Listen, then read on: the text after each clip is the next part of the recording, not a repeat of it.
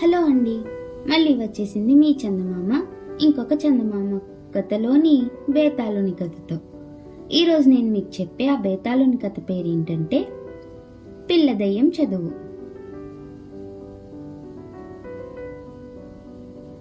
పట్టువదలని విక్రమార్కుడు చెట్టు వద్దకు తిరిగి వెళ్లి చెట్టుపై నుంచి శవాన్ని దించి భుజాన్ని వేసుకొని ఎప్పట్లాగే మౌనంగా శ్మశానం కేసి నడవసాగాడు. అప్పుడు శవంలోని బేతాళుడు, రాజా, పిశాచాలు, నక్కలు, గుడ్లగూపలు విచ్చలవిడిగా తిరిగే ఈ శ్మశానంలో ఒక రాజ్యానికి ఏలికవైన నువ్వు పడుతున్న శ్రమ చూస్తుంటే నవ్వాలో విచారపడాలో తెలియడం లేదు. నీ అంత పట్టుదల, సాహస శక్తి గల ఒక పిల్ల దెయ్యం, ఒక బడిపంతులు తాము కోరినది సాధించాలన్న పట్టుదలతో బయలుదేరి మధ్యలోనే వెనుతిరిగారు. ఏదో ఒకనాడు నువ్వు అలా చేయగలవన్న అనుమానం కలుగుతున్నది. వాళ్ళ కథ చెబుతాను, శ్రమ తెలియకుండా విను అంటూ ఇలా చెప్పసాగాడు. నాగవరం అనే గ్రామంలో ఉండే బడిపంతులు బలరామయ్య ఒకరోజు భార్య మీద కోపం వచ్చి ఇంట్లోంచి వెళ్ళిపోయి గ్రామం చివరనున్న చింత చెట్టు కింద కూర్చున్నాడు.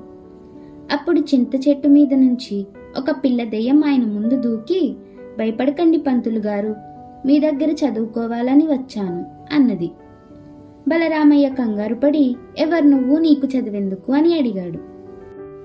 నాకు చదువంటే ఎంతో ఇష్టం, కానీ నాకు చిన్నతనంలోనే నాన్న చనిపోయాడు. అమ్మ కష్టపడి పనిచేసి నాకు తిండి పెట్టేది.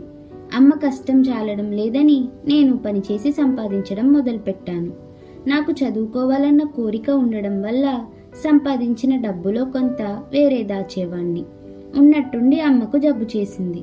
ఇంట్లో డబ్బంతా వైద్యానికి ఖర్చయిపోయింది. అమ్మ కూడా నాకు దక్కలేదు. దుఃఖం పట్టలేక నేను నదిలో దూకి ఆత్మహత్య చేసుకున్నాను. చదువుకోవాలన్న కోరిక ఉండిపోవడం వల్ల నేను దెయ్యాన్నయ్యాను. మీరు కోరిన పని చేసి పెడతాను, నాకు చదువు చెప్పండి అన్నది పిల్ల దెయ్యం. నాకు ఇప్పుడు డబ్బు కావాలి, నువ్వు తెచ్చిపెట్టగలవా అన్నాడు బలరామయ్య. ఎంత కావాలి అని అడిగింది పిల్ల దెయ్యం. 1000 బంగారు నాణాలు అన్నాడు బలరామయ్య ఆశగా. అంత డబ్బా నా దగ్గర లేదు, రాజుగారి ఖజానాలోంచి దొంగతనం చేసి తెచ్చదా అన్నది పిల్ల దెయ్యం. నీ ఇష్టం, నువ్వెలా తెచ్చినా సరే అన్నాడు బలరామయ్య.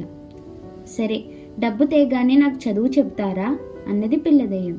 మరొక పని చెయ్యాలి, నా భార్య నిత్యం గొడవలతో నాకు మనశ్శాంతి లేకుండా చేస్తున్నది. నువ్వు దాన్ని భయపెట్టి నా మాట వినేలా చెయ్యాలి అన్నాడు బలరామయ్య. అలాగే చేస్తాను, మరి నాకు చదువు చెబుతారా అని అడిగింది పిల్ల దెయ్యం. బలరామయ్య దెయ్యం చేయవలసిన మరికొన్ని పనులు చెప్పాడు. బలరామయ్య గ్రామంలో ఒక పెద్ద మనిషి దగ్గర అప్పు చేశాడు. 1 ఏడాది గడిచాక బాకీ తీర్చేశాడు. ఆ పెద్ద మనిషి బాకీ తీర్చలేదంటున్నాడు. అప్పు తీర్చినట్టుగా బలరామయ్యకు సాక్ష్యం లేదు. అందువల్ల కొందరు బలరామయ్యను అనుమానిస్తే కొందరు పెద్ద మనిషిని అనుమానించారు. పిల్ల దెయ్యం పెద్ద మనిషికి పూని గ్రామంలో అందరికీ నిజం చెప్పాలి. అందువల్ల బలరామయ్య పరమ నిష్ఠాగరిష్ఠుడని, ఆ కారణంగా ఆయనకు అద్భుత శక్తులు వచ్చాయని గ్రామంలో ప్రచారం అవుతుంది. ఆయన అద్భుత శక్తులు ప్రదర్శించడానికి పిల్ల దెయ్యం సహకరిస్తుంది. చదువు మీద ఆశ కొద్దీ పిల్ల దెయ్యం బలరామయ్య పెట్టిన షరతులన్నిటికీ ఒప్పుకున్నది. కొద్ది రోజుల్లోనే బలరామయ్య జాతకం మారిపోయింది. ఆయన ఇంట్లో బంగారు నాణాలు చేరాయి. భార్య చెప్పిన మాట వింటున్నది. ఊళ్ళో బాకీ తీర్చలేదన్న పెద్ద మనిషి తన తప్పొప్పుకున్నాడు. బలరామయ్య అద్భుత శక్తులు ప్రదర్శించసాగాడు. క్రమంగా ఆయన ఇంటికి వచ్చే భక్తుల సంఖ్య పెరిగిపోసాగింది. వాళ్ళిచ్చే కట్న కానుకలతో బలరామయ్య సంపన్నుడయ్యాడు. ఆయన ఇప్పుడు గాలిలో తేలిపోగలడు, నీటిపై నడవగలడు, గాలిలోంచి వస్తువుల్ని సృష్టించగలడు, ఎక్కడెక్కడి రహస్యాలను తెలుసుకొని చెప్పగలడు. ఆయన్ని చూడటానికి ఆ దేశపు రాజు కూడా వచ్చి వెళ్ళేవాడు. ఇన్ని జరిగినా బలరామయ్య పిల్ల దెయ్యానికి చదువు చెప్పలేదు. అసలు ఆయన క్రమంగా పిల్లలకు చదువు చెప్పడమే మానేశాడు. తనకు చదువు ఎప్పుడు చెబుతావని పిల్ల దెయ్యం ప్రతిరోజు ఆయన్ని వేధించేది.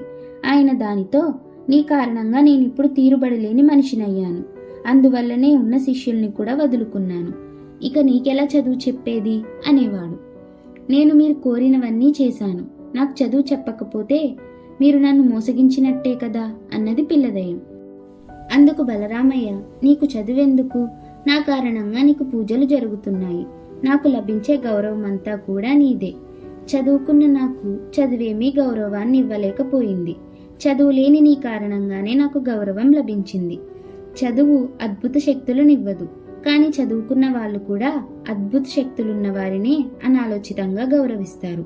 కాబట్టి నువ్వు చదువు గురించి మర్చిపోయి హాయిగా ఉంటూ గౌరవాలు పొందు అన్నాడు. నాకు గౌరవం వద్దు, చదువు కావాలి అన్నది పిల్లదయ్యం. నన్ను క్షమించు, నేను నీకు చదువు చెప్పలేను అన్నాడు బలరామయ్య. ఎందుకు చెప్పలేరో చెప్పండి. సమాధానం తృప్తికరంగా లేకపోతే నేను మిమ్మల్ని, మీ కుటుంబాన్ని సర్వనాశనం చేసి మరీ వెళ్ళిపోతాను అన్నది పిల్లదయ్యం. బలరామయ్య 1-2 క్షణాలు మౌనంగా ఊరుకొని, నువ్వు నన్నేం చేసినా పర్వాలేదు, నేను నిజం చెప్తాను విను. నా చదువు నాకు గౌరవాన్ని, విలువలను తెచ్చిపెట్టలేదు. అందువల్ల నాలో కీర్తికాంక్ష, ధనకాంక్ష పెరిగిపోయాయి. చదువు కోసం నన్ను వేడుకున్న నిన్ను దొంగతనానికి, జీవహింసకు, మోసానికి, అబద్ధానికి ప్రోత్సహించి నా కోరికలు తీర్చుకున్నాను. నీకు చదువు చెబితే అవన్నీ తప్పని చెప్పాలి. నేను చెప్పి చేయించిన పనులు తప్పని చెప్పే అర్హత నాకు లేదు. అందుకే నేను నీకే కాదు, ఇకపై ఎవరికీ కూడా చదువు చెప్పకూడదని నిర్ణయించుకున్నాను అన్నాడు. పిల్లదయ్యం బలరామయ్య కేసి ఒక క్షణకాలం జాలిగా చూసి అక్కడి నుంచి మాయమైపోయింది. తర్వాత బలరామయ్య ఊరి వాళ్ళందరినీ పిలిచి, నా అద్భుత శక్తుల వల్ల చూసేవారికి వినోదమే తప్ప ప్రపంచానికి ఎలాంటి ప్రయోజనమూ లేదు. నా శక్తులు నాకు పేరు తెచ్చిపెట్టాయి, కానీ నాకు కీర్తికాంక్ష లేదు. నా అద్భుత శక్తులను ప్రపంచ క్షేమానికై త్యాగం చేసి నేను సామాన్యుడిగా ఉండి పోదలుచుకున్నాను అని చెప్పాడు. బేతాళుడు ఈ కథ చెప్పి, రాజా, ఇక్కడ నాకొక సందేహం కలుగుతున్నది. పిల్లదయ్యం తనకు బలరామయ్య చెప్పే సమాధానం తృప్తికరంగా లేకపోతే అతన్ని సర్వనాశనం చేస్తానన్నది. మరి బలరామయ్య చెప్పిన సమాధానం దానికి తృప్తి కలిగించినట్టేనా? అతడి కేసి అది జాలిగా ఎందుకు చూసింది? బలరామయ్య తన అద్భుత శక్తులను త్యాగం చేసి సామాన్యుడిగా ఉండిపోతానని చెప్పిన మాటలలో నిజాయితీ ఉన్నదా? ఈ సందేహానికి సమాధానం తెలిసి కూడా చెప్పకపోయావో నీ తల పగిలిపోతుంది అన్నాడు. దానికి విక్రమార్కుడు, పిల్లదయ్యం బలరామయ్య కేసి జాలిగా చూడటానికి ముఖ్యమైన కారణమే ఉన్నది. అతడు చదువుకొని ఏవైతే తప్పులని తెలుసుకున్నాడో ఆ తప్పులే పిల్లదయ్యం చేత చేయించాడు. ఆ మాట అతడే ఒప్పుకోవడం జరిగింది. అతడు చదివిన చదువు అతడి మీద ఎలాంటి ప్రభావము చూపలేదు. అంటే అతడు చెప్పే చదువు కూడా అతడి శిష్యుల మీద ఎలాంటి ప్రభావము చూపలేదని తెలిసిపోయింది. ఇది గ్రహించిన పిల్లదయ్యానికి చదువంటేనే విరక్తి కలిగి అతడి కేసి జాలిగా చూసింది. బలరామయ్య చెప్పింది దానికి తృప్తి కలిగించినా కలిగించకపోయినా అతడు వాస్తవం చెప్పాడని పిల్లదయ్యానికి తెలుసు. అందుకే అది అతడికి ఎటువంటి హాని కలిగించకుండా మాయమయ్యింది. బలరామయ్య తన అద్భుత శక్తులను ప్రపంచ క్షేమం కోసం త్యాగం చేస్తున్నట్టు ఊరందరికీ చెప్పడం పెద్ద అబద్ధం. పిల్లదయ్యం సాయం లేకపోయాక అతడికి ఎలానో అద్భుత శక్తులు ఉండవు. ఆ రహస్యం బయటపడకుండా ఉండేందుకు అతడు ఊరి వాళ్లతో ఏదో త్యాగం చేస్తున్నట్టు అబద్ధాలు పలికి వాళ్ళ చేత నమ్మించాడు అన్నాడు విక్రమార్కుడు. రాజుకు ఈ విధంగా మౌనభంగం కలగ్గానే బేతాళుడు శవంతో సహా మాయమై తిరిగి చెట్టెక్కాడు. అలా కథ కంచికి మనం ఇంటికి. ఈ కథ మీకు నచ్చినట్లయితే షేర్ చేసి లైక్ చేయండి. మరిన్ని కథల కోసం మా ఛానల్ని సబ్స్క్రైబ్ చేసి బెల్ ఐకాన్ని క్లిక్ చేయండి.